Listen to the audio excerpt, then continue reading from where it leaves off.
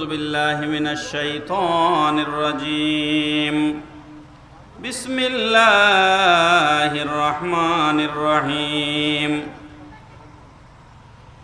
والذين جاءوا من بعدهم يقولون ربنا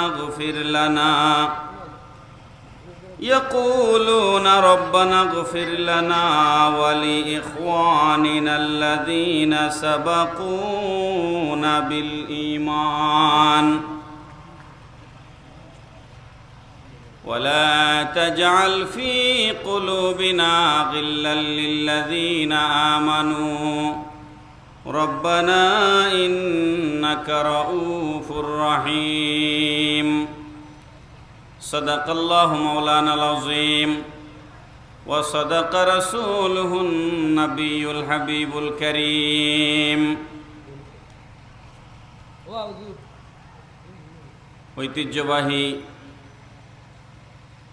কুলাউড়া উপজেলার 10 নং হাজিপুর ইউনিয়নের কাউখাপন এলাকার কৃতি সন্তান লন্ডন প্রবাসী জনাব মির্জা মোহাম্মদ ইমরান বেগ এবং মির্জা মোহাম্মদ মামুন বেগের মাতা মরহুমা মুসাম্মদ পিয়ারা বেগম এর 4র্থ মৃত্যুবার্ষিকী উপলক্ষে এবং মির্জা আব্দুল শহীদ এবং পিয়ারা বেগম স্মৃতি ফাউন্ডেশনের উদ্যোগে ইসালে সোয়াব উপলক্ষে আজকের এই আজিমুশান সুন্নি মহাসম্মেলনের মহতারাম সভাপতি, বিশিষ্ট সমাজসেবক এবং প্রবীণ মুরব্বী জনাব মির্জা মোহাম্মদ আবুল কালাম তোয়াব বেগ সাহেব, সহসভাপতি জনাব মির্জা মোহাম্মদ আব্দুল শহীদ মায়া বেগ, হজরত মৌলানা আব্দুল মুহিত হাসানি সাহেব, আজকের মাহফিলের উদ্বোধক জনাব মোহাম্মদ আব্দুল বাসিত বাচ্চু সাহেব, আজকের প্রধান অতিথি উপমহাদেশের প্রখ্যাত আলেমে দিন সুলতানুল মুনাজিরিন, পীরে তরিকত, রাহনুমায়ে শরীয়ত, উস্তাজুল উলামা, বহু গ্রন্থ প্রণেতা হজরতুল আল্লামা সাহেব কেবলা সিরাজনগরী মাদ্দাজিল্লাহুল আলী সহ অসংখ্য উলামায়ে কেরাম, অসংখ্য সুধীজন, রাজনীতিবিদ, সমাজকর্মী এখানে উপস্থিত হবেন। সকলকে আমি মুবারকবাদ জানাচ্ছি। আজকের এই মাহফিলে আল্লাহ পাক আসবার আমাকে তৌফিক দান করেছেন, এজন্য আল্লাহর শুকরিয়া জ্ঞাপন করছি। সকলে পড়ি আলহামদুলিল্লাহ। মোহতারাম হাজিরিন, আমাদের এলাকার, আমি আপনাদের এলাকার ছেলে, আমি দূরের কেউ নই। আমাদের এলাকার ওয়াজের সিস্টেম হচ্ছে আসরের পরে কিংবা মাগরিবের পরে আমরা ওয়াজ শুনতে খুব একটা আসি না। আমরা আসি আস্তে আস্তে এশার নামাজের পরে, কিংবা মূল বক্তা যখন আসবেন, যেমন আজকে এখানে তাহির সাহেব আসবেন, তাহির সাহেব আসলে তখন দেখা যাবে এই প্যান্ডেল মাঠে আর কুলাচ্ছে না। তো যাই হোক, আমি যেহেতু সিলেট থেকে এসেছি, আমার সারা দিন অফিস ছিল, খুব তাড়াহুড়া করে 3:30টার সময় বাসা থেকে বের হয়েছি। রাস্তায় কাজ চলতেছে, আপনারা জানেন সিলেট ফেঞ্চুগঞ্জ রোডে কাজ চলতেছে, অনেক সময় লাগছে আসতে। কোনো মতে এসে মাগরিবের পর আপনাদের এখানে পৌঁছাইতে পারছি, আলহামদুলিল্লাহ। কাউখাপন এটা আমার এলাকা, তারাপাশা আমার বাড়ি। আমরা ছাত্র জীবনে এই এলাকায় বহু এসেছি, সাংগঠনিক কাজে এসেছি। এই মাজার মসজিদ, এই সামনে যে মাজার মসজিদ, এইখানে আমরা প্রোগ্রাম করছি, ইফতার মাহফিল করছি, এমনিতে মিটিং করছি, ছাত্র সেনার প্রোগ্রাম করছি। কাউকাফন প্রাইমারি স্কুল মাঠে 2001 সালে বাকিবিল্লাহ রহমতুল্লাহ আলাইহি এসেছিলেন, আমার মনে আছে 2001 সালে। তখন আমি চট্টগ্রাম জামিয়া আহমদিয়া সুন্নি আলিয়া মাদ্রাসায় পড়াশোনা করি। তখনও আমি এখানে ছাত্র জমানাতেই আপনাদের এখানে বয়ান করার জন্য এসেছি, সেই কাউকাফন প্রাইমারি স্কুল মাঠে। এরপরেও এসেছি 2004-এ মরহুম মগফুর আল্লামা বাকিবিল্লাহ রহমতুল্লাহ আবার এসেছিলেন এখানে, তখনও এসেছি। আপনাদের গ্রামের মসজিদের মাহফিলে ওয়াজে এসেছি, বহুবার এসেছি। আমার অত্যন্ত স্নেহের লন্ডন প্রবাসী মির্জা ইমরান বেগ, দীর্ঘদিন আমরা একসাথে সংগঠনের কাজ করেছি। সেই মহব্বত থেকে ইমরান আমাকে লন্ডন থেকে বারবার টেলিফোন করে আজকের মাহফিলের জন্য দাওয়াত করেছেন। এই জন্য আপনাদের সামনে আসতে পারলাম। আল্লাহর শুকরিয়া আদায় করে আরেকবার পড়ছি আলহামদুলিল্লাহ। আজকের এই মাহফিল আমার স্নেহের মির্জা ইমরান বেগের মা মরহুমা মুসাম্মদ পিয়ারা বেগম এর ৪র্থ মৃত্যুবার্ষিকী উপলক্ষে মাহফিল। যেহেতু এটা ইসালে সোয়াব উপলক্ষে একটা মাহফিল, কাউকাফন আমি চিনি, এই এলাকা আমি জানি। নদীর ওই পারে কিছু আমাদের মুখালিফ মানুষ আছে, কিন্তু এই পারে তো সব সুন্নি, কথা ঠিক না? নদীর এই পার সব সুন্নি, ওই পারে আমাদের কিছু মুখালিফ মানুষ আছে। আমার অত্যন্ত মহব্বতের ভাই, আজকের মাহফিলের যিনি পরিচালনা আছেন মৌলানা আব্দুল গফফার আল মনসুরি সাহেব, মাশাআল্লাহ বহুত দিন পরে দেখা হলো, আলহামদুলিল্লাহ। তো আমি অনুরোধ করব, আমি তো আপনাদের এলাকার ছেলে, আপনারা আশপাশে যারা মাইকের আওয়াজ শুনতে পাচ্ছেন, 8টায় এশার আজান হবে, এখন 7টা বাজে। এশার আজানের আগে আমার বয়ান শেষ হয়ে যাবে ইনশাআল্লাহ। এই জন্য 2-4-5 মিনিটের মধ্যে মাইকের আওয়াজ যত দূর যাচ্ছে আমি অনুরোধ করব আপনারা প্যান্ডেলে চলে আসেন। কিছু কথা আপনাদের সামনে বলে আমরা বিদায় হব ইনশাআল্লাহ। এখানে বেশি কথা বলার সুযোগ নেই, কারণ হচ্ছে এখানে এত বেশি উলামায়ে কেরামকে দাওয়াত করা হয়েছে, সবাই যদি আধা ঘন্টা 1 ঘন্টা করে কথা বলেন সারা রাত চলে যাবে। তো আমি বলছিলাম, যেহেতু এটা একটা ইসালে সোয়াব উপলক্ষে মাহফিল, আমি আপনাদের সামনে ওই আঙ্গিকে কিছু কথা বলবো ইনশাআল্লাহ। পৃথিবীতে যত প্রাণীর সৃষ্টি হয়েছে, সেটা মানুষ হোক, জিন হোক, ইনসান হোক, হায়ওয়ান হোক, যত প্রাণীর সৃষ্টি হয়েছে পৃথিবীতে, সব প্রাণীর বিনাশ আছে, ধ্বংস আছে। আপনারা কি আমার কথা বুঝতেছেন? বোঝা যায় আমার কথা? যার জন্ম আছে তার মৃত্যু আছে, যার জন্ম আছে তার কি আছে? মৃত্যু আছে। খুব লক্ষ্য করেন, আমরা অনেক পরিকল্পনা করি, এটা করব ওইটা করব, কিন্তু এর আগেই আজরাইল আলাইহিস সালাম আমাদের অনেকের কাছে চলে আসেন। প্রায় সময় পত্রপত্রিকায় আমরা নিউজ দেখি, টেলিভিশনে নিউজ দেখি যে আজকের পত্রিকায় দেখলাম একজন বাবা, তার ছেলের বিয়ে ছিল আজকে, তিনি গতকাল খুব আনন্দের সাথে বাজার হাট করার জন্য ঘর থেকে বের হয়েছেন, কিছু জিনিস টুকটাক বাকি রয়েছে। বিয়ের আগের দিন ছেলের বিয়ে, উনি বাজার করতে গিয়ে অ্যাক্সিডেন্টে মারা গেছেন। তো ওনার কত পরিকল্পনা ছিল, কত স্বপ্ন ছিল। এটা একটা উদাহরণ, এরকম হাজারো লক্ষ উদাহরণ আছে। আমরা অনেক পরিকল্পনা সাজাই, কিন্তু সেই পরিকল্পনা বাস্তবায়ন করতে পারি না, কারণ আসল পরিকল্পনাকারী তিনি হচ্ছেন আল্লাহ। তিনি কে? আল্লাহ। মুহতারাম হাজিরিন, আমরা যে এই পৃথিবীতে এসেছি, এখন যেই জায়গায় আমরা বসে আছি, এটার নাম পৃথিবী। এটার নাম কি? পৃথিবী। আমার কথাগুলো মনোযোগ দিয়ে শুনতে হবে, কারণ আমি এখান থেকে এক টুকরা ওখান থেকে এক টুকরা বলবো না। আমার কথার একটা ধারাবাহিকতা থাকবে, লিঙ্ক থাকবে। আমাদের ফাইনাল ডেস্টিনেশন হচ্ছে আমরা যেতে চাই আল্লাহর জান্নাতে। আমরা সবাই বেহেশতে যেতে চাই। কোথায় যেতে চাই? সবাই বেহেশতে যেতে চাই। আপনি কাউকাফন থেকে ঢাকা যাবেন, কাউকাফন থেকে কোথায় যাবেন? ঢাকায় যাবেন। আপনার হয় কুলাউড়া গিয়ে বা শমশাননগর গিয়ে ট্রেনে উঠতে হবে, অথবা আপনার মৌলভীবাজার গিয়ে বাসে উঠতে হবে। কথা ঠিক না বেঠিক?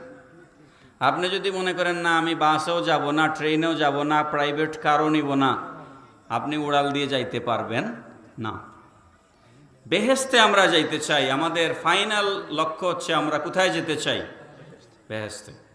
সেই বেহেশতে যাওয়ার জন্য আপনার এই যে ঢাকায় যাওয়ার জন্য আপনাকে তারাপাশা যাইতে হয়, সেখান থেকে মৌলভীবাজার যাইতে হয়, তারপরে গিয়ে বাসে উঠতে হয়, কিংবা শমশাননগরে গিয়ে ট্রেনে উঠতে হয়। ঠিক তদ্রূপ আমরা বেহেশতে যাওয়ার জন্য অনেকগুলা স্টেশন আছে। এই স্টেশনের মাঝে একটা স্টেশনের নাম হচ্ছে দুনিয়া। এই দুনিয়ার স্টেশন বাইপাস করে, এই দুনিয়ার স্টেশনে না এসে পৃথিবীর কোনো মানুষের পক্ষে বেহেশতে যাওয়া সম্ভব নয়।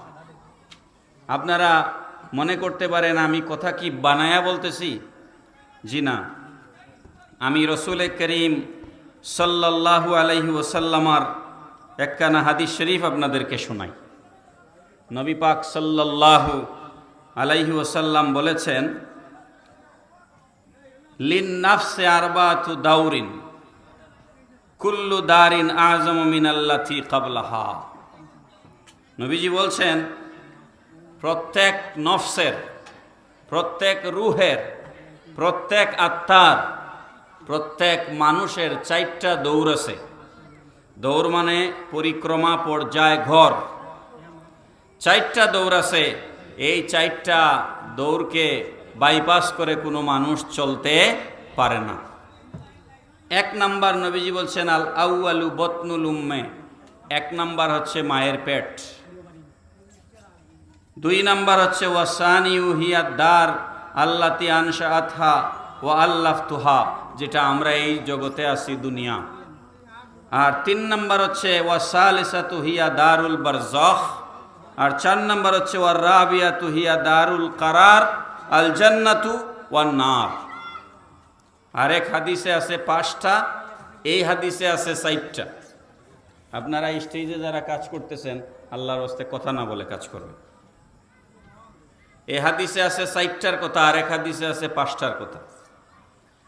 নবী পাক সাল্লাল্লাহু আলাইহি সাল্লাম বলেছেন, প্রথমে আমরা ছিলাম রুহু জগতে। কোথায়? বুঝেননি আমার কথা? প্রথমে আমরা কোথায় ছিলাম? রুহু জগতে, আলমে আরওয়াহ। দ্বিতীয় আমরা আসছি মায়ের পেটে, এটাকে বলা হয় আলমে আরহাম। আলমে আরহাম, মায়ের পেট। 3 নাম্বার হচ্ছে আলমে দুনিয়া, এই দুনিয়া বর্তমানে যেখানে আমরা আছি। 4 নাম্বার হচ্ছে আলমে বরজখ, কবরের জিন্দিগি। 5 নাম্বার হচ্ছে আলমে আখেরাত, জান্নাত অথবা জাহান্নাম।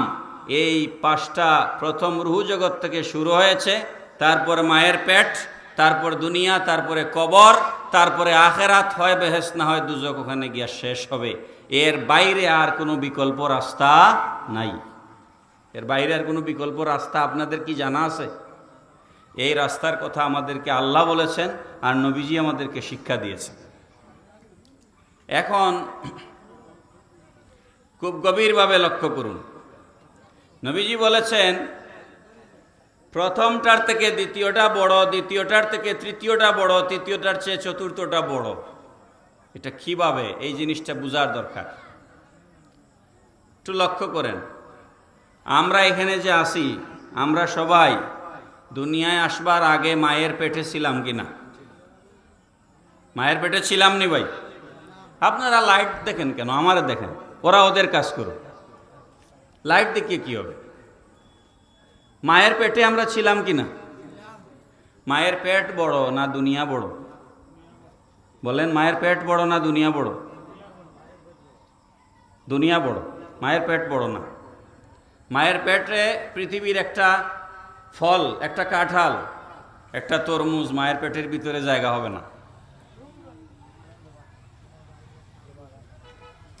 আল্লাহুম্মা সাল্লি আলা সাইয়্যিদিনা মাওলানা মুহাম্মাদ ওয়া আলা আলি সাইয়্যিদিনা মাওলানা মুহাম্মদ ওয়া সাল্লাল্লাহু আলা নূরিন কে জো শুদ নূরহা পয়দা জমি আজ ইশকে ও সাকিন ফলক দর হুব্বে ও শায়দা। আল্লাহুম্মা সাল্লি আলা সাইয়্যিদিনা মাওলানা মুহাম্মদ ওয়া আলা আলি সাইয়্যিদিনা মাওলানা। তু জিন্দা है वल्लाह, तू जिंदा है वल्लाह, मेरे चश्मे आलम से छुपो जाने वाले। अल्लाहुम्मा सल्ले अला सय्यिदिना मौलाना मुहम्मद व अला आलि सय्यिदिना मौलाना मुहम्मद। सुबह तैयबा में हुई बढ़ता है बड़ा नूर का, सदका लेने नूर का आया है तारा नूर का। अल्लाहुम्मा सल्ले अला सय्यिदिना मौलाना मुहम्मद व अला आलि सय्यिदिना मौलाना मुहम्मद। मोहतरम हाजिरिन, আমি বুঝতে পারতেছি যে এই অবস্থা চলতেছে, এই অবস্থায় আসলে ওয়াজ করা কঠিন। কারণ কারেন্ট আসে যায়, লাইট নিবে জ্বলে, এইভাবে আসলে ওয়াজ করা তো খুবই কঠিন। তাই আপনারা যদি একটু মনোযোগ দেন তাইলে আমি কিছু বলবো আর কি ইনশাআল্লাহ। নবী পাক সাল্লাল্লাহু তাআলা আলাইহি ওয়াসাল্লাম বলেছেন, আমার উম্মতেরা রুহু জগতে অবস্থান করেছে, সেখান থেকে মায়ের পেটের ভিতরে এসেছে। 9 মাস, 9.5 মাস কিংবা 10 মাস মায়ের পেটে অবস্থান করেছে। তারপর তাকে দুনিয়ায় আসতে হয়েছে। দুনিয়ায় 50, 60, 70 বছর, 80 বছরের জিন্দেগি অতিক্রম করে কুল্লু নাফসিন যায়িকাতুল মউত, সমস্ত প্রাণীকেই মৃত্যুর স্বাদ গ্রহণ করতে হবে। তারপরে আমরা আলমে বরজখে যাব কবরের জিন্দেগিতে। কবরের জিন্দেগিতে একটা নির্দিষ্ট সময় অতিবাহিত করব। তারপর আমাদেরকে হাসরের মাঠে উঠানো হবে। হাসরের মাঠে বিচার হবে। বিচার হওয়ার পর কেউ জান্নাতি হবে, কেউ জাহান্নামী হবে। কাউকে আল্লাহর জান্নাতে দেওয়া হবে, কাউকে আল্লাহর জাহান্নামে দেওয়া হবে। এই প্রক্রিয়ার বাইরে কেউ যাওয়ার কোনো সুযোগ নাই। কথা কোন ঠিক না বেঠি? মুহতারাম হাজিরিন, আমি বলছিলাম মায়ের পেট অতি সামান্য একটা ছোট্ট জায়গা। সেই মায়ের পেটের ভিতর থেকে আমরা এই দুনিয়ায় এসেছি। মায়ের পেট থেকে দুনিয়াটা অনেক বেশি বড়। কথা ঠিক না বেঠি? কিন্তু নবীজি বলেছেন একটা থেকে আরেকটা বড়, একটা থেকে আরেকটা বড়। দুনিয়ার পরে আমরা যাব কবরে। কবর যারা আমরা কুড়েছি, কবরের সাইজ হচ্ছে 3.5 হাত। তাহলে দুনিয়ার থেকে কবরটা কেমনে বড় হইল? এই বিষয়টা বুঝার দরকার আছে না নাই? দুনিয়ার থেকে কবর কিভাবে বড় হয়? হাদিস শরীফের মধ্যে এসেছে, একজন মানুষ যখন মারা যায়, খুব লক্ষ্য করবেন জন্ম এবং মৃত্যু, কোন সন্তান কখন জন্মগ্রহণ করবে আর কোন মানুষ কখন মারা যাবে, এটা আল্লাহ রব্বুল আলামিন ছাড়া আর কেউ জানেন না। কথা ঠিক না বেঠিক?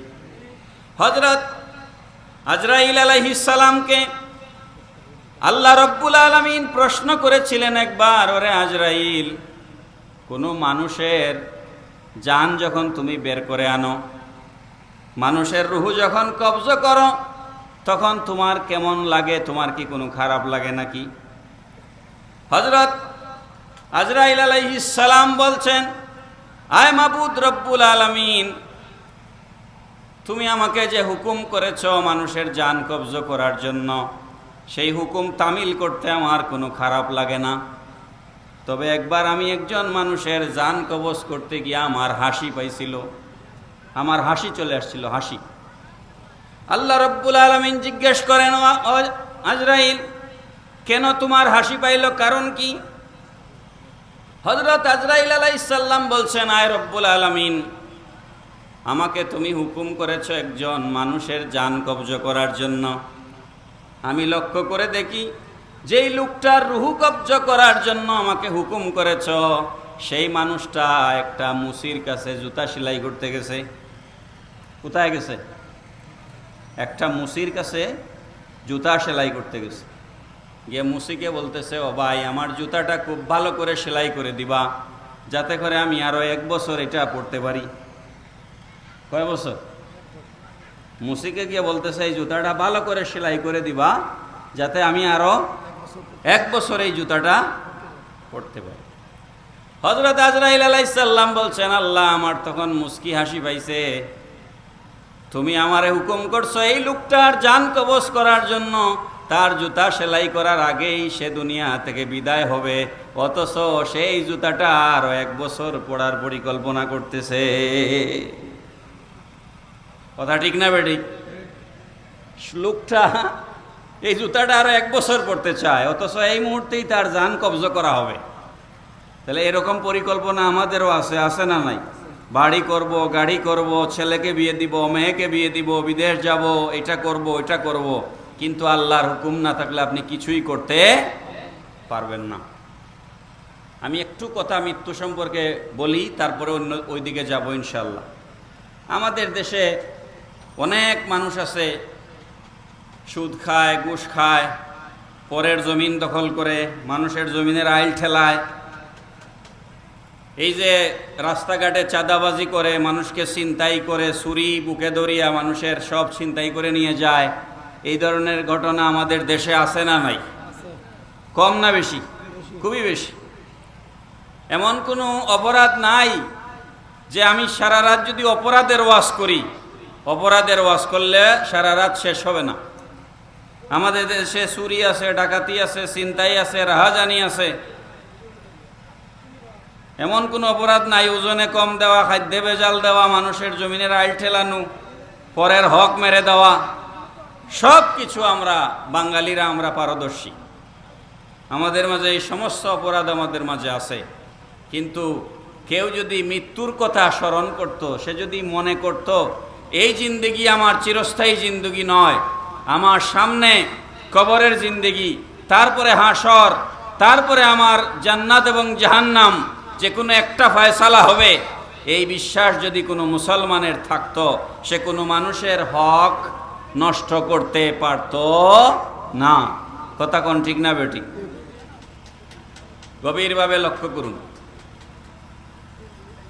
আমরা মানুষরা মনে করি যে যেই মানুষ বুড়া হয়ে গেছে, আমি কোনো রাজনৈতিক সমালোচনা করার জন্য বসি নাই, আমি বাস্তবতা বোঝানোর জন্য বলতেছি। গত পরশুদিন আমি সংসদে দেখলাম, বাংলাদেশের জাতীয় সংসদে আমি দেখলাম, সুনামগঞ্জের দিরাইশাল্লা আসন থেকে একজন এমপি নির্বাচিত হয়েছেন, তার নাম অ্যাডভোকেট নাসির উদ্দিন চৌধুরী। আমি দোয়া করি আল্লাহ তার হায়াত দেখ, তিনি আমার কোনো দুশ্মন না। আমি বোঝানোর জন্য বলতেছি বিষয়টা। তিনি বয়সের ভারে এতটাই দুর্বল হয়ে পড়েছেন যে তিনি একলা একলা দাঁড়াইতেই পারেন না, একলা একলা দাঁড়াইতেই পারেন না। তো স্পিকার বলতেছেন, মাননীয় সংসদ সদস্য, আপনার বয়স এবং শারীরিক অসুস্থতা বিবেচনা করে আপনাকে বসে বক্তব্য দেওয়ার অনুমতি দেওয়া হলো। স্পিকার বলতেছেন, আমার কথা হচ্ছে যেই লোকটা নিজে নিজে দাঁড়াইতেই পারে না, সেই মানুষটাও নির্বাচনের লোভ সামলাইতে পারে না। কথা কোন ঠিক না বেঠিক? যে লোক নিজে নিজে দাঁড়াইতেই পারে না, সেই মানুষটাও এমপি হওয়ার লোভ সামলাইতে পারে না। এটাকেই বলা হয় দুনিয়ার লোভ। এটাকে কি বলা হয়? দুনিয়ার লোভ। আমরা এরকম বহু মানুষকে চিনি যার কোটি কোটি টাকা আছে, কোটি কোটি কি শত শত কোটি টাকা আছে, কিন্তু আল্লাহর রাস্তায় দেয় না। মৃত্যুর শয্যায় কিডনি ডায়ালিসিস করতেছে, সপ্তাহে 2 দিন 3 দিন কিডনি ডায়ালিসিস করে, টাকার অভাব নাই, কিন্তু আল্লাহর রাস্তায় দেয় না। মনে করে সে মরবে না, এখনো সে বাঁচার আশা করে। কথা কোন ঠিক না বেটি? এই জন্য আল্লাহ রাব্বুল আলামিন বলেছেন, কুল ইন্নাল মাউতাল্লাযী তাফিররুনা মিনহু ফাইন্নাহু মুলাকীকুম সুম্মা তুরাদ্দুনা ইলা আলিমিল গায়বি ওয়াশ শাহাদাতি ফায়ুনাব্বিউকুম বিমা কুনতুম তা'মালুন। আমার আল্লাহ বলেন, কুল, হে আমার হাবিব আপনি বলুন, ইন্নাল মাউতাল্লাযী তাফিররুনা মিনহু, তোমরা যেই মৃত্যু থেকে ভাগিয়া থাকো, পলায়ন করে থাকো, মৃত্যু থেকে দূরে দূরে পালায়া পালায়া থাকো, ফাইন্নাহু মুলাকীকুম, সেই মৃত্যু তোমরা যেখানেই থাকো না কেন, দেশে থাকো, প্রবাসে থাকো, জলে থাকো, স্থলে থাকো, ঘরে থাকো, ঘরের বাইরে থাকো, গাড়িতে থাকো, দোকানে থাকো, যেখানেই থাকো না কেন, ফাইন্নাহু মুলাকীকুম, সেই মৃত্যু তোমাদেরকে পাকড়াও করবে। পড়েন সুবহানাল্লাহ। সেই মৃত্যু তোমাদেরকে কি করবে? পাকড়াও করবে। কালকে টেলিভিশনে একটা সংবাদ দেখলাম, কালকে টেলিভিশনে একটা নিউজ দেখলাম যে 2 বন্ধু, এক গ্রামের 2 মুরব্বী, 2 বন্ধু মিলিয়া তারা কোনো মানুষ মারা গেলে কবর খনন করত, কবর খুঁড়ত। কবর খনন করা অত্যন্ত সওয়াবের কাজ। কবর খোদা কি খুব সওয়াবের কাজ, খুবই সওয়াবের কাজ। লাশ ধোয়ানো, লাশকে কাপড় লাগানো, লাশকে কান্দে নেওয়া, লাশকে কবরে নামানো, এগুলা অত্যন্ত সওয়াবের কাজ। জানাজায় শরীক হওয়া খুবই সওয়াবের কাজ। তো কালকে দেখলাম, টিভিতে দেখলাম, 2 বন্ধু মিলে সারা জীবন তারা মানুষ মারা গেলে 2 জন দৌড়ে গিয়া কবর খুঁড়ত। তো এই 2 বন্ধুর এক বন্ধু মারা গেছে। 2 বন্ধুর এক বন্ধু কি হয়েছে? মারা গেছে। তো আরেক বন্ধু তার বন্ধুর কবর খোঁড়ার জন্য গেছে, গিয়া কবর খুদা শেষ হয়েছে, ওই কবরের মধ্যে ওই বন্ধুও মারা গেছে। সুবহানাল্লাহ পড়েন না? 2 বন্ধু সারা জীবন একসাথে চলাফেরা করছে, আল্লাহ তাদের বন্ধুত্বকে কবুল করে ফেলেছে। আমি যেটা বলতে চাইছিলাম, কবর খুঁড়তে গিয়াও আপনার মৌত হইতে পারে। কয়েকদিন আগে আমরা ওই যে 13 বছর পরে মিলর বাজার ওরিকান কয়েকদিন আগে একটা জানাজা হয়েছে, এই মাসখানেক হইব বেশি। জানাজার নামাজের মধ্যে দাঁড়ানো অবস্থায় একজন লোক পড়ে গেছে, পড়িয়া ওখানেই মারা গেছে। পরে ওই জানাজা মানুষ করিয়া, লাশ দাফন করিয়া আরো কিছুক্ষণ পরে আবার আরেকটা জানাজা পড়ছে, একই মানুষ। তো এইরকম মৃত্যু আমাদের আসতে পারে কি পারে না? বলেন, পারে কি পারে না? অনেক মানুষ বাঁচবার জন্য চিকিৎসা করে সিঙ্গাপুর যায়, টাকা যাদের আছে সিঙ্গাপুর যায়, মাদ্রাজ যায়, মুম্বাই যায়, তারপরে আমেরিকা যায় বাঁচবার জন্য। আমার আল্লাহ রাব্বুল আলামিন বলেন, আইনামা তাকুনু ইউদরিকুমুল মাউতু ওয়ালাউ কুনতুম ফি বুরুজিম মুশাইয়াদা। সীসাডালা প্রাচীর তৈরি করে কিংবা গভীর সুড়ঙ্গের ভিতরে, পাহাড়ের গর্তের ভিতরে গিয়ে যদি কোনো মানুষ আশ্রয় নেয়, আজরাইল আলাইহিস সালামের হাত থেকে বাঁচার কোনো উপায় নাই। পড়েন সুবহানাল্লাহ। আল্লাহ রাব্বুল আলামিন বলেন, ওয়াজাআত সাকরাতুল মাউতি বিল হক যালিকা মা কুনতা মিনহু তাহিদ। সাকরাতুল মউত, মৃত্যুর যন্ত্রণা অবশ্যই অবশ্যই আসবে। মৃত্যুর যন্ত্রণা থেকে কেউ পালাতে পারবে না। যতই তুমি টালবাহানা করো না কেন, মৃত্যুর যন্ত্রণা তোমাকে ছাড়বে না। আরেক আয়াতে আল্লাহ পাক রব্বুল আলামিন বলছেন, কাল্লা ইযা বালাগাতিত তারাকিয়া ওয়া কিলা মান রাকিউ ওয়া যান্না আন্নাহুল ফিরাক। আমার আল্লাহ বলেন, কখনোই নয়। আজরাইল আলাইহিস সালাম যখন আসবেন, প্রাণ অষ্টাগত হবে, জানটা গলার মধ্যে চলে আসবে, হাত পা ছটপট ছটপট করা শুরু করবে, শরীরের হাড্ডির জোড়াগুলো ঠাস ঠাস করে খুলে যাবে, শরীরের রোগগুলো ছিঁড়ে যাবে। কাল্লা ইযা বালাগাতিত তারাকিয়া ওয়া কিলা মান রাক ওয়া যান্না আন্নাহুল ফিরাক। আল্লাহ পাক রব্বুল আলামিন মৃত্যু দিবেনই দিবেন। সেই মৃত্যু যন্ত্রণা মানুষকে সহজ সহ্য করতে হবে। তবে একটা জিনিস খুব লক্ষ্য করবেন, হাদিস শরীফে নবী পাক সাল্লাল্লাহু আলাইহি ওয়াসাল্লাম বলেছেন, মানুষের মাঝে মানুষ আছে 4 প্রকার। কয় প্রকার? মানুষ আছে কয় প্রকার? মানে আরো বহু আলোচনা আছে, আমি মৃত্যুর বয়ান করতেছি তো এই জন্য বলতেছি, এটা মৃত্যুর সাথে সম্পর্কিত। নবীজি বলেছেন মানুষ 4 প্রকার। এক প্রকার হচ্ছে আম্বিয়া আলাইহিস সালাতু ওয়াস সালাম, নবীগণ। 2 নাম্বার হচ্ছে শহীদগণ। 3 নাম্বার সাধারণ মুমিন মুসলমান।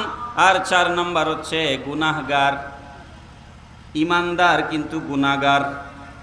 কাফেরের আলোচনাও এখানে আসে নাই, অন্য আলোচনাও আসে নাই। এটার কারণ আছে। নবী পাক সাল্লাল্লাহু তাআলা আলাইহি ওয়াসাল্লাম বলেছেন, আম্বিয়া কেরাম, আল্লাহর নবীগণের রুহু যখন কবজ করা হয়, সকল মানুষের মৃত্যু এক সমান নয়। আপনাদেরকে লক্ষ্য করতে হবে, আম্বিয়া আলাইহিস সালাতু ওয়াস সালামের রুহু মোবারকগুলা শরীর থেকে যখন বের করা হয়, তখন সেই রুহুগুলাকে মেশক এবং কাফুর বানাইয়া আল্লাহ রাব্বুল আলামিন জান্নাতে নিয়ে যান। পড়েন সুবহানাল্লাহ। ওই নবীগণের রুহুগুলা জান্নাতের ভিতরে পানাহার করে, খাবার দাবার করে। আল্লাহ পাক জান্নাতে নবীদেরকে আহারের ব্যবস্থা করেন, রিজিকের ব্যবস্থা করেন। তারপরে রাত যখন হয়ে যায়, জাড়বাতি যেভাবে লাগানো হয়, আল্লাহর আরশে আজিমের নিচে জাড়বাতি আছে, সেই জাড়বাতিগুলার মধ্যে আল্লাহ পাক নবীগণের রুহুগুলাকে ঝুলাইয়া লটকায়া রাখেন। পড়েন সুবহানাল্লাহ। 2 নাম্বার হচ্ছে শহীদ। আল্লাহর রাস্তায় আল্লাহর দ্বীন কায়েমের জন্য যারা জিহাদ করে শহীদ হয়েছেন, নিজের জীবন দিয়ে দিয়েছেন আল্লাহর জন্য, রসুলের জন্য, ইসলামের জন্য, কোরআনের জন্য যারা নিজের জীবন উৎসর্গ করেছেন, তাদেরকে বলা হয় শহীদ। এখন আবার হল দখল করার জন্য মারামারি করে, এই যেমন ধরেন ছাত্রদল, ছাত্র শিবির, ছাত্রলীগ, হ্যাঁ, হল দখল, টেন্ডারবাজি, চাঁদাবাজির জন্য মারামারি করে, তারপরে হয়ে যায় শহীদ। পড়েন নাউজুবিল্লাহ। গেছে কি? হারাম খাওয়ার জন্য। গেছে কিসের জন্য? হারাম খাইতে গেছে, টেন্ডারবাজি করার জন্য, চাঁদাবাজি করার জন্য, হল দখল করার জন্য, গিয়া মারা গেছে। কয় শহীদ? শহীদ এত সহজ নয়। শহীদ কাকে বলে সেটা এখন বুঝাইবার সময় নাই, আমার আধা ঘন্টা আর সময় আছে। শুহাদায়ে কেরাম যখন আল্লাহর রাস্তায় জীবন উৎসর্গ করেন, তারা যখন শহীদ হয়ে যান, তখন তাদের শরীর থেকে রুহুটাকে যখন বের করা হয়, সেই রুহুটাকে জান্নাতি পাখি, সবুজ রঙের জান্নাতি পাখি বানাইয়া আল্লাহ পাক বেহেশতের মধ্যে উড়াউড়ি করার ব্যবস্থা করে দেন। পড়েন সুবহানাল্লাহ। শহীদগণের রুহুগুলা জান্নাতি পাখি হয়ে যায়, আর সেগুলা বেহেশতের মধ্যে উড়ে উড়ে ঘুরে ঘুরে বেড়ায়। 3 নাম্বার হচ্ছে মুমিন, মুত্তাকি, ফরহেজগার, আল্লাহওয়ালা বান্দারা যখন মারা যায়, একজন আল্লাহর ওলি, নেককার বুজুর্গ যখন মারা যান, আল্লাহ পাক কোরআন শরীফের মধ্যে বলেছেন, কাল্লা ইন্না কিতাবাল আবরারি লাফি ইল্লিয়িন।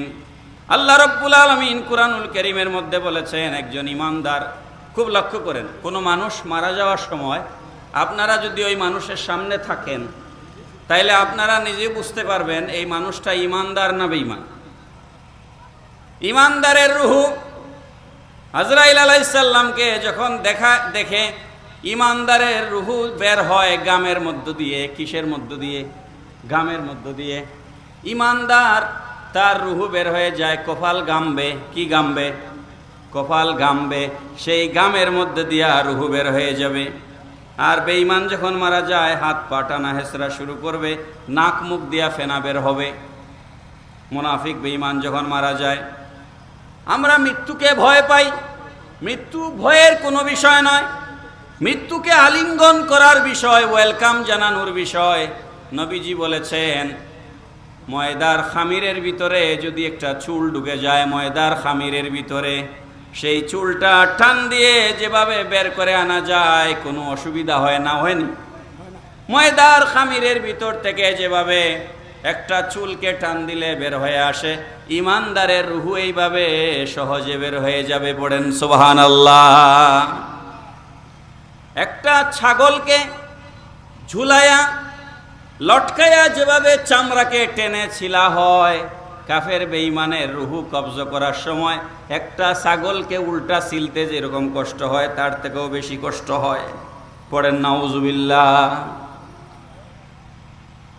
ইমানদার যখন মারা যায়, আল্লাহ পাক রব্বুল আলামিন সম্মানিত দুইজন ফেরেশতাকে হুকুম করেন, রেশমি রুমাল, আতর গোলাপ জল মাখায়া রেশমি রুমাল রেশমি কাপড় নিয়ে আমার বান্দার কাছে যাও। আতর গোলাপ জল মাখায়া রেশমি রুমাল নিয়ে বান্দার কাছে যখন দুইজন ফেরেশতা এসে হাজির হন, আজরাইল আলাইহিস সালাম জানটা কবজ করে ওই জানটাকে রেশমি রুমালের উপরে দিয়া দেন। ওই দুইজন ফেরেশতা ওই আল্লাহর বান্দার রুহুকে নিয়ে ইল্লিনে চলে যান। পড়েন সুবহানাল্লাহ। ইল্লিন হচ্ছে 7 আসমানের উপরে আল্লাহর আরশে আজিমের নিচে একটা জায়গা। আল্লাহ ইমানদারদের রুহু রাখার জন্য ওই জায়গাটা বানাইছেন। পড়েন সুবহানাল্লাহ। আর কাফের বেঈমান যখন, মুনাফিক যখন মারা যায়, কোরআন শরীফে আল্লাহ পাক বলেছেন, কাল্লা ইন্না কিতাবাল ফুজ্জারি লাফি সিজ্জিন। 7 জমিনের নিচে একটা জায়গা আছে অন্ধকার। আপনাদের কি মনে হয় মাটির নিচে কোনো আলো আছে? বুঝেননি বাবা আমার কথা। মাটির নিচে কোনো আলো আছে? সেটা কোথায়? 7 জমিনের নিচে একটা পচা দুর্গন্ধযুক্ত একটা জায়গা আছে, যে জায়গার নাম সিজ্জিন। কাফের বেঈমান মুনাফিক মারা গেলে ওই রুহুগুলাকে নিয়ে ওই সিজ্জিনে রাখা হয়। আর ইমানদারের মাঝে যারা গুনাহগার আছে, গুনাহগার, তাদের রুহু আসমান আর জমিনের মাঝখানে ঝুলন্ত অবস্থায় রেখে দেওয়া হয়। ইল্লিনেও না, সিজ্জিনেও না। আমার এতক্ষণের কথায় আপনারা কি বুঝতেছেন আমরা মুমিন হওয়ার দরকার আছে না নাই? মুমিন হইয়া মারা যাওয়ার দরকার আছে না নাই? আমি বলছিলাম দুনিয়ার থেকে কবর বড় না ছোট? একটু বুঝে শুনে উত্তর দেন। দুনিয়ার থেকে কবরটা বড় না ছোট? ছোট না? 3.5 হাত মাত্র। দুনিয়া কত বড়? 25,000 ব্যাস। এখান থেকে ঢাকা থেকে বিমানে উঠলে আমেরিকা যাইতে মিনিমাম 20 ঘন্টা বিমানে সময় লাগে। 20 ঘন্টা। মাঝখানে একটা ট্রানজিট দেয়, ওই ট্রানজিট বাদ দিয়া শুধু বিমান রানিংয়ে থাকে 20 ঘন্টা। আর সিলেট থেকে লন্ডন যাইতে লাগে 9 ঘন্টা 10 ঘন্টা। তাহলে পৃথিবীটা কত বড় চিন্তা করেন। অনেক বড়। নবীজি বলেছেন পৃথিবীর থেকে কবর বড়। নবীজি বলেছেন পৃথিবীর থেকে কি বড়? কেমনে হইল এটা তো বুঝে আসে না। পৃথিবী থেকে কবর বড় হয় কেমনে? হাদিস শরীফের মধ্যে এসেছে, আল্লাহর হাবিব রহমতুল লিল আলামিন নবী দু জাহাঁ সাল্লাল্লাহু তাআলা আলাইহি ওয়াসাল্লাম বলেছেন, একজন মানুষ যখন মারা যায়, মারা যাওয়ার পরে তার লাশটাকে যখন কবরে রাখা হয়, কবরে রাখার পর যেমন কাউকাফন মাজার শরীফের সাথে গুরুস্থান আছে, আছেন? আছে। তাহলে কাউকাফন এলাকার কেউ মারা গেল, মারা যাওয়ার পরে দাফন করা হবে কোথায়? কাউকাফন মাজার শরীফের গুরুস্থানে দাফন করা হইল। তো ওই গ্রামের যেই লোকটা মারা গেল তার সাথে চলাফেরা করছে, উঠা বসা করছে, চিনা জানা আরও মানুষ এই গুরুস্থানে আছে, আছে না নাই ভাই? তার আগে মারা গেছে, আরও মানুষ গুরুস্থানে আছে না? আছে। তখন যেমন ধরেন আব্দুর রহিম সাহেব মারা গেলেন, আব্দুর রহিম সাহেব মারা যাওয়ার পরে কবরে আব্দুল জব্বার আছেন, আব্দুল গফার আছেন, আব্দুল সত্তার আছেন কবরে। তারা কবরে এই লোকটা লাশটা দাফন করে আমরা যখন চলে আসি, তখন ওই কবরের বাসিন্দারা জিজ্ঞেস করে, ভাই তুমি তো আজকেই মাত্র কবরে আইলায়, তো আমার ছেলেরে কি অবস্থায় রাখিয়েছ, আমার মেয়ের অবস্থা কি, আমার আহলে পরিবারের কি অবস্থা, আমার বউ বাচ্চার কি অবস্থা, এগুলা কবরবাসী আরেক কবরবাসীকে জিজ্ঞেস করে। পড়েন না সুবহানাল্লাহ? আমরা একজন আরেকজন মেহমান বাড়িতে গেলে, দেখা সাক্ষাৎ হইলে আমরা সালাম কালামর পরে আমরা জিগাই না নিতে আপনি বালা আসেন নিতে, আপনার মায়ে কিতা কররা তে, আপনার বাপে কিতা কররা, আপনার ছেলে মেয়ে বালা আসেন নি, জিগাই না নি ভাই? ঠিক তদ্রুপ কবরে যখন লাশটা দাফন করা হয়, তখন বাকি কবরবাসী এই মুর্দাকে জিজ্ঞেস করে যে ভাই অমুক কেমন আছে, অমুক কেমন আছে, তমুক কেমন আছে। পড়েন না সুবহানাল্লাহ? তাহলে আপনারা কি বুঝলেন? কবরে কবরে কিছু আছে না নাই? কবরে কি কিছু আছে না নাই ভাই? অনেক মানুষ আছে, অনেক নাস্তিক আছে যারা কবরের জিন্দেগি মানে না, মনে করে মরে গেলে তো সব শেষ, মরে গেলে সব শেষ নয়। হাদিস শরীফ শুনেন,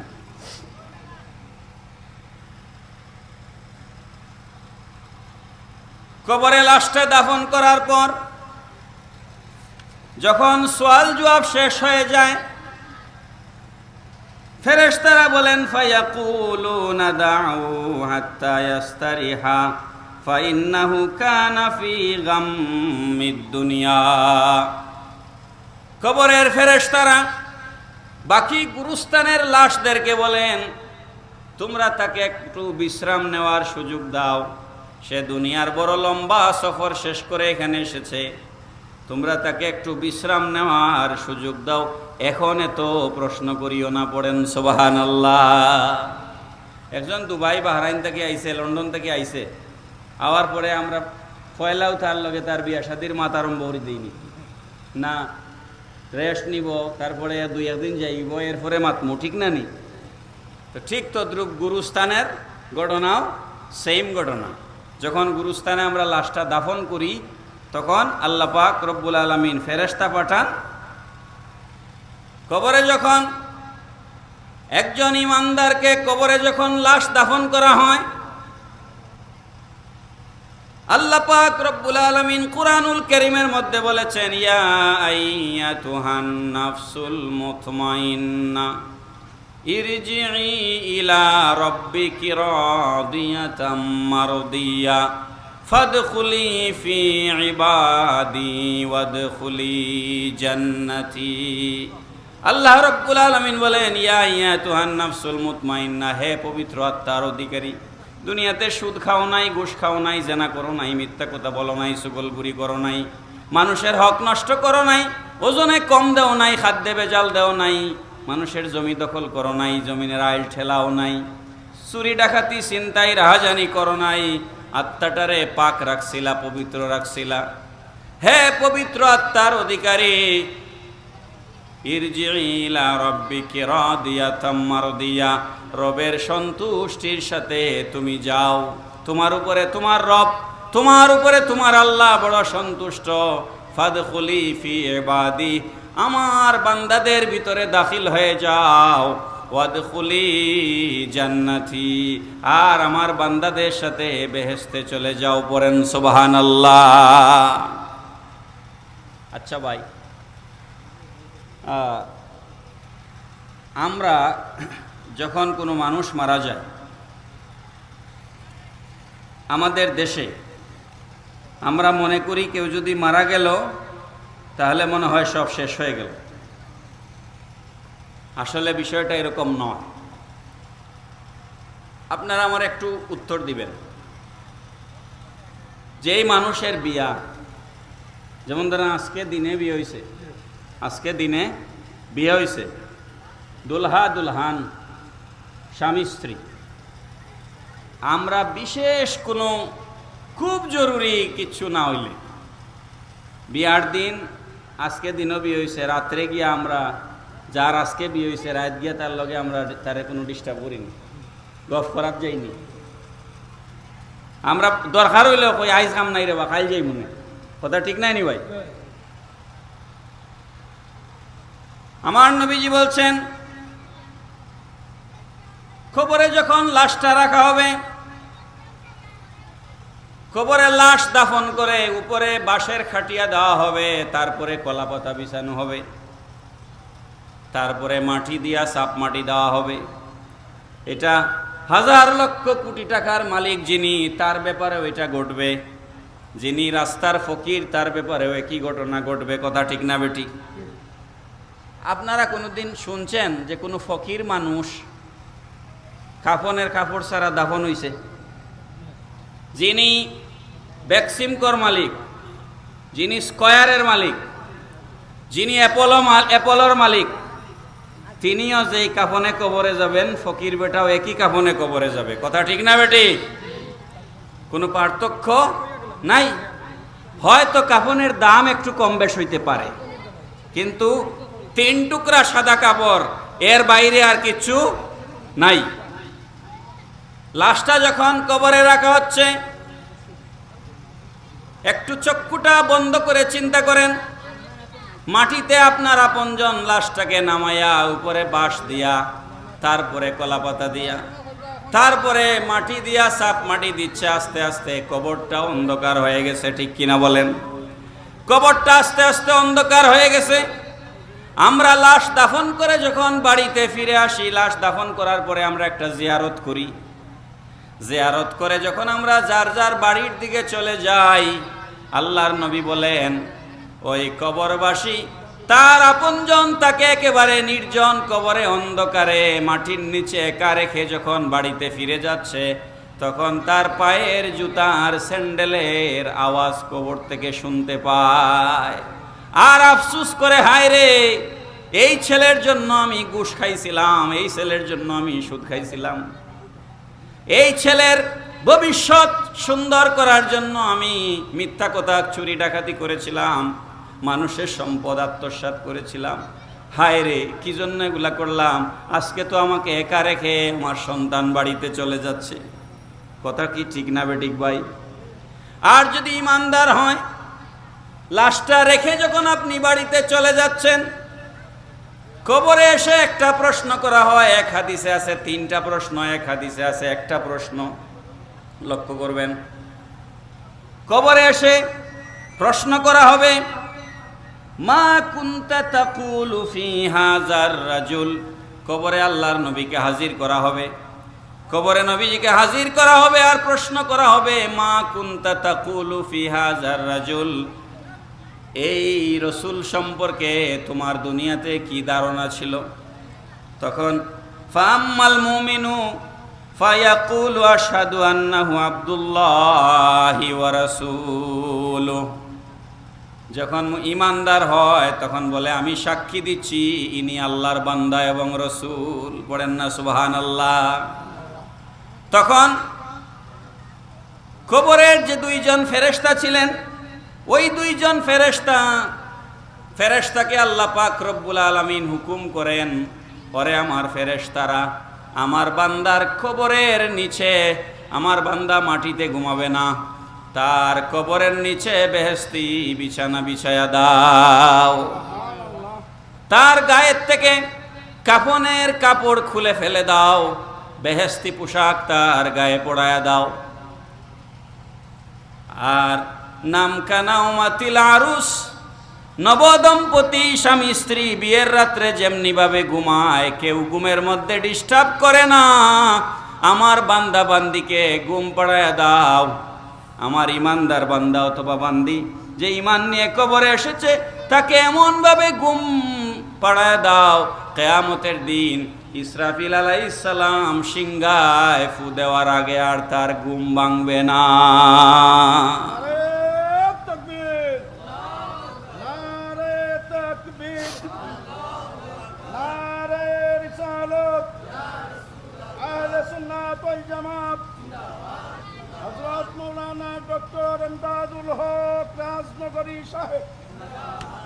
কি বুঝলেন? এক গুমে গুরুস্থানে লাশ আপনি রেখে আসছেন, যদি সে ইমানদার হয় এক গুমে কিয়ামত হবে। পড়েন না সুবহানাল্লাহ। এক গুমে কিয়ামত হবে। কবরের কোনো আযাব আসেনি? বলেন, কবরের কোনো আযাব আছে? নাই। আর হাদিস শরীফের মধ্যে আসছে, সময় কম, হাদিস শরীফের মধ্যে আসছে আল্লাহ পাক বলবেন, আমার বান্দার জন্য কবরকে এত বড় করে দাও, বান্দার চোখ যত দূর যায় তার কবরকে তত বড় করে দাও। পড়েন সুবহানাল্লাহ। চোখ কত দূর যায় ভাই আপনারা বলেন? এই প্যান্ডেলটা সরাই দেন, আপনি উপরের দিকে তাকাইলে সূর্য দেখবেন, চন্দ্র দেখবেন। কথা ঠিক না বেঠিক? পৃথিবী থেকে সূর্যের দূরত্ব 9,30,00,000 মাইল। সেই সূর্য আপনি পৃথিবী থেকে বসে দেখতে পারেন। আল্লাহ পাক আপনার চোখে এমন জ্যোতি দিয়েছেন। পড়েন সুবহানাল্লাহ। কবরে আপনি ঈমান নিয়ে যদি কবরে যান, আপনার কবরকে এত বড় করে দেওয়া হবে, মাঝখানে কোনো বাধা থাকবে না। যত দূর চোখ যাবে আপনার কবর তত বড় হয়ে যাবে। পড়েন সুবহানাল্লাহ। হাদিস শরীফের মধ্যে আসছে, খুব লক্ষ্য করিয়েন, ট্রেনে যেমন first class, second class, third class seat আছে, প্লেনেও আছে, বিজনেস ক্লাস আছে, বিজনেস ক্লাস, প্রিমিয়াম, তারপরে হচ্ছে ইকোনমি। বিমানের মধ্যে সিটের তারতম্য আছে। আপনি বিজনেস ক্লাসের টিকিট করলে আপনার 4-5 লাখ টাকা লাগবে, ইকোনমিতে টিকিট করলে 1-1.5 লাখ টাকা লাগবে। তাহলে সিটের পার্থক্য আছে না নাই? বেহেশতীদের মাঝেও পার্থক্য থাকবে। নবীদের মর্যাদা, শহীদদের মর্যাদা, সিদ্দিকদের মর্যাদা, ওলি আল্লাহদের মর্যাদা আর আমরা সাধারণ মুসলমানের মর্যাদা কি সমান? সমান নয়। এই জন্য বেহেশতের মধ্যে মর্যাদার তারতম্য হবে, মর্যাদার পার্থক্য হবে। খুব গভীরভাবে কথাটা লক্ষ্য করেন। সব থেকে গরিব বেহেশতি, আমি আবার কথাটা বলছি, সব থেকে গরিব বেহেশতি যেই লোকটা হবে, অর্থাৎ কোন মন্তে আল্লাহ তারে বেহেশত দিছে, তার অত আমল নাই, অত নেকি নাই, আল্লাহর দয়া হইছে, কোনো মতে আল্লাহ তাকে কি করছেন? মাফ করে দিছেন, দিয়া বেহেশত দিছেন। একদম নিম্ন পর্যায়ের, সর্বনিম্ন স্তরের একজন বেহেশতির জন্য আল্লাহ পাক রব্বুল আলামিন এই পৃথিবীর সমান 10টা পৃথিবী যত বড় হয় তত বড় একটা বেহেশত দান করবেন। কি নবীদের জন্য না গরিব বেহেশতির জন্য? তাইলে নবীদের বেহেশত কত বড় হবে? সাহাবায়ে কেরামের বেহেশত কত বড় হবে? আউলিয়ায়ে কেরামের বেহেশত কত বড় হবে? একজন সাধারণ নিম্ন পর্যায়ের বেহেশতের আয়তন হবে এই পৃথিবীর 10টা পৃথিবী সমান। পড়েন সুবহানাল্লাহ। তাইলে এবার আপনারা বলেন, কবর বড় না বেহেশত বড়? এই দুনিয়া বড় না কবর বড়? বলেন, দুনিয়া বড় না কবর বড়? বুঝেন নাই আমার কথা? দুনিয়া বড় না কবর বড়? কবর অবশ্যই বড় ইমানদারের জন্য। বেঈমান, কাফের, মুশরিক, মুনাফিকের জন্য কবরটা কত ছোট হবে জানেন? এই যে পাঁজর আছে, বুকের হাড্ডি আছে নি, পাঁজরের হাড্ডি, আমরা কই ফাতিয়ার আঙ্গুল একটা আর একটার ভিতরে যেভাবে ঢুকে যায়, এই যে ঢুকছে নি। একজন বেঈমানকে যখন কবরে রাখা হবে, তার দুই পাশের মাটি এমনভাবে চাপ দিবে পাঁজরের বুকের হাড্ডিগুলো এইভাবে একটা আরেকটার ভিতরে ঢুকে যাবে মাটির চাপে। কবরটা এত ছোট হবে, পড়েন নাউযুবিল্লাহি মিন যালিক। মুহতারাম হাজিরিন, কথা হাজারো লক্ষ কথার থেকে কয়েকটা কথা বললাম। এখন আমি আপনাদেরকে সর্বশেষ 10 মিনিটে এই মাহফিলটার নাম ইসালে সোয়াব উপলক্ষে মাহফিল, ঠিক নেই? এই ইসালে সোয়াবের উপরে আমি 10 মিনিট কথা বলে আমার কথা শেষ করব ইনশাল্লাহ। প্রথমে এই কথা বুঝেন, আপনি, আমি আর শাহজালাল, শাহপরান আর আল্লাহর অলি, অন্যান্য অলি বুজুর্গ তারা আর সাহাবি, নবী সবাই কি সমান না পার্থক্য আছে? পার্থক্য আছে না নাই? পার্থক্য আছে, এটা লক্ষ্য করবেন। এই জন্য আমরা যখন আমাদের মাকে কবরে রাখি, আমরা যখন আমাদের বাবাকে কবরে রাখি, তখন আমরা মাঝে মাঝে কবর জিয়ারত করি, করি কি করি না? কেন করি? একজন মা যখন সন্তানকে পৃথিবীতে রেখে মারা যায়, একজন বাবা যখন সন্তানকে পৃথিবীতে রেখে মারা যায়, তখন ওই সন্তান যখন ফজরের নামাজ পড়ে মায়ের কবরের পাড়ে গিয়ে দাঁড়ায়, বাবার কবরের পাড়ে গিয়ে দাঁড়ায়, মা কবর থেকে বুঝতে পারে আমার ছেলে আমার কবর জিয়ারতে আসছে, মায়ের রুহু ছেলের উপরে খুশি হয়ে যায়। সুবহানাল্লাহ পড়বেন না? এখন ইসালে সোয়াব, আজকে যেমন এই মাহফিলটা হচ্ছে, এই মাহফিলে প্যান্ডেল সাজানো হয়েছে, মাইক টানানো হয়েছে, লাইটিংয়ের ব্যবস্থা করা হয়েছে, তারপরে মিলাদ হবে, দোয়া হবে, মুনাজাত হবে, তারপরে সিন্নি তাবারুক বিতরণ হবে, এই সবগুলাই ইসালে সোয়াবের অন্তর্ভুক্ত। কথা ঠিক কিনা? ইসাল, ইসাল মানে পৌঁছানো, ইসাল মানে কি? পৌঁছানো। সোয়াব মানে নাকি একজনের পক্ষ থেকে আরেকজনের রুহের উপরে, একজনের পক্ষ থেকে আরেকজনের রুহের উপরে সোয়াব পৌঁছানোকে ইসালে সোয়াব বলা হয়। আমরা কিভাবে ইসালে সোয়াব করব, এটা আল্লাহ পাক আমাদেরকে শিখাইয়া দিয়েছেন, নবীজিও আমাদেরকে শিখাইয়া দিয়েছেন। আমি 5-7 মিনিট কথা বলে আমার কথা শেষ করব ইনশাআল্লাহ। সূরা হাশরের 10 নম্বর আয়াত, আল্লাহ রাব্বুল আলামিন বলছেন, والذين جاءوا من بعدهم يقولون ربنا اغفر لنا ولإخواننا الذين سبقونا بالإيمان। আল্লাহ পাক বলেন, হে আমার বান্দারা, আমি দোয়া শিখায়া দিচ্ছি, তোমরা এইভাবে বলো, রব্বানা গফির লানা, আয় আল্লাহ তুমি আমাদেরকে মাফ করে দাও। দোয়ার পদ্ধতি হচ্ছে, প্রথমে নিজের জন্য দোয়া চাইতে হয়। যেই মানুষ নিজেকে ভালোবাসে না, সে দেশকেও ভালোবাসতে পারে না, সে সন্তানকেও ভালোবাসতে পারে না। প্রথমে নিজেকে ভালোবাসতে হবে, নিজের মান সম্মান ইজ্জত রক্ষা করা, নিজের শরীর সুস্থ রাখা, নিজেকে ভালোবাসা। এই জন্য আল্লাহ পাক বলছেন, প্রথমে নিজের জন্য দোয়া করো, রব্বানা গফির লানা ওয়ালিইখওয়ানিনাল্লাযীনা সাবাকুনা বিল ঈমান। আমার ভাইয়েরা, যারা ঈমান সহকারে কবরে চলে গেছে, কিন্তু ত্রুটি বিচ্যুতি হয়ে গেছে, ঠিকঠাক নামাজ পড়ে নাই, ঠিকঠাক মতো রোজা রাখে নাই, ত্রুটি বিচ্যুতি হয়ে গেছে, আল্লাহ আমার এমন ইমানদার ভাইদেরকেও তুমি মাফ করে দাও। পড়েন না সুবহানাল্লাহ? এই দোয়া কে শিখিয়ে দিয়েছেন? বলেন না কে? আল্লাহ শিখিয়ে দিয়েছেন এই দোয়া।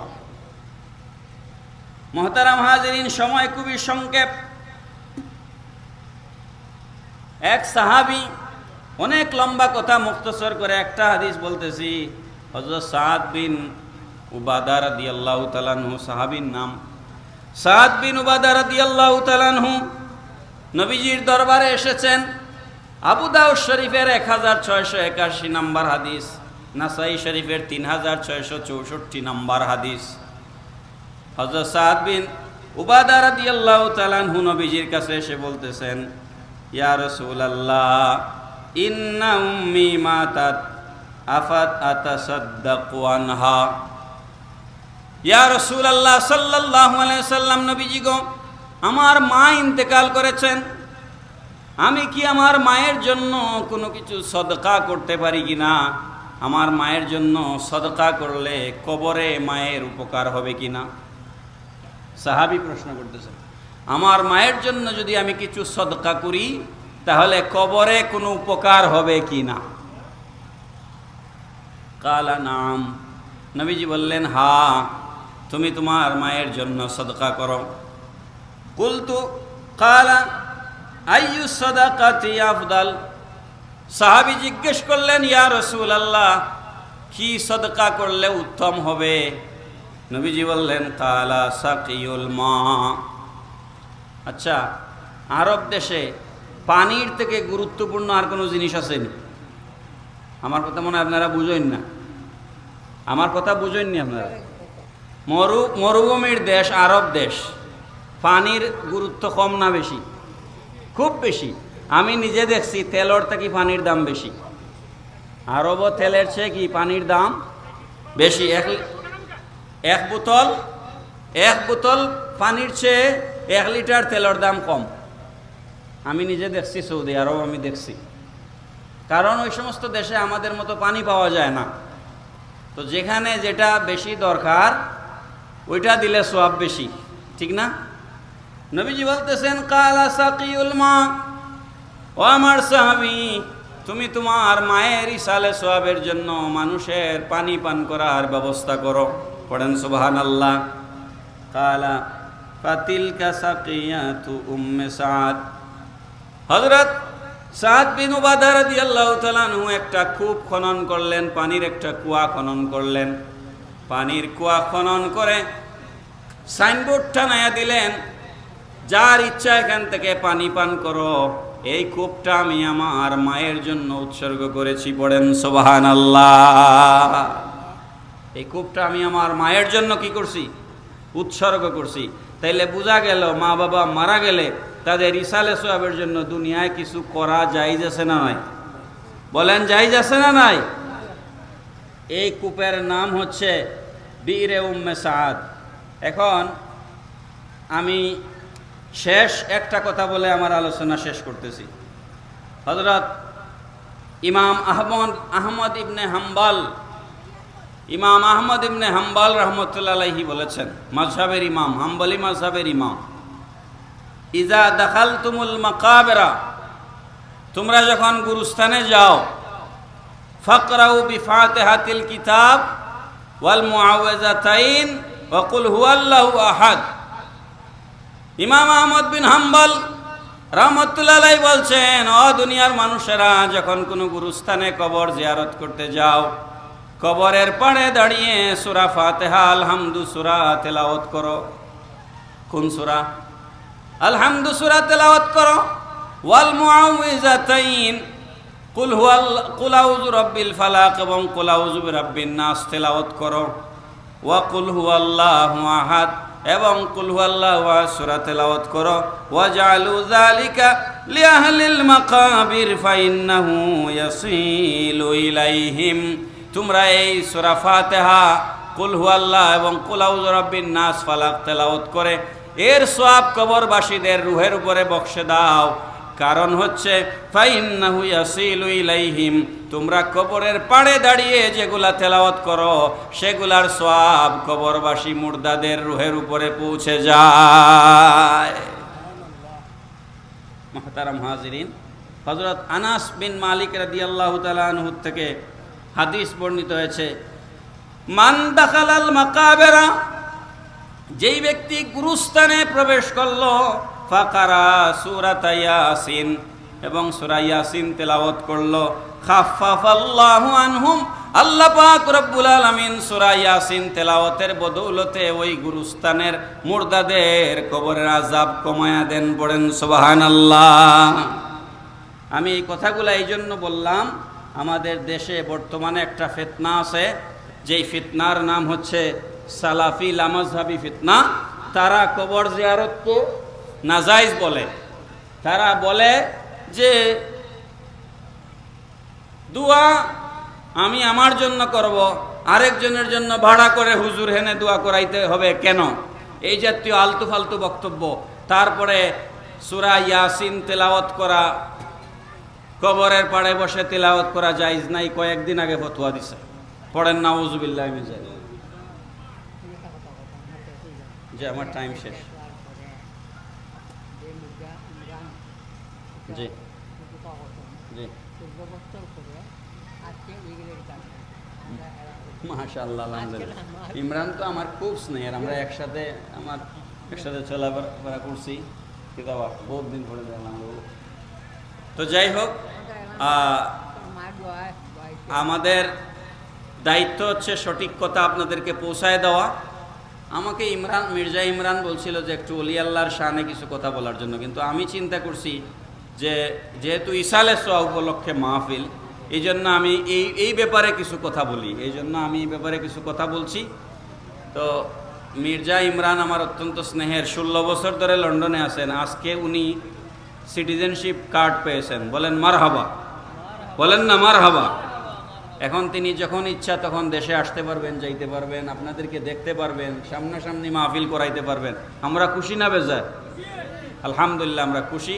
আমিও আগামী 16 তারিখ মে মাসের লন্ডন যাব, ইনশাল্লাহ ওনার সাথে আমারও দেখা হবে। তো আমি মির্জা ইমরান বেগের সুস্থতা কামনা করি, ওনার আব্বার দীর্ঘায়ু সুস্থতা কামনা করি, এবং ওনার মায়ের এই যে রুহের মাগফিরাতে আজকের যে মাহফিল, আজকের সমস্ত সওয়াবকে আল্লাহ কবুল করে মরহুমা পেয়ারা বেগমের রুহের মাগফিরাতের জন্য আল্লাহ কবুল করুন। সবাই পড়ি আমিন। আমার কথাবার্তায় কেউ কষ্ট পেলে ক্ষমা করবেন। আমি আমার আলোচনা এখানে শেষ করছি। ওমা আলাইনা ইল্লাল বালাগ। আসসালামু আলাইকুম ওয়া রাহমাতুল্লাহি ওয়া বারাকাতুহু।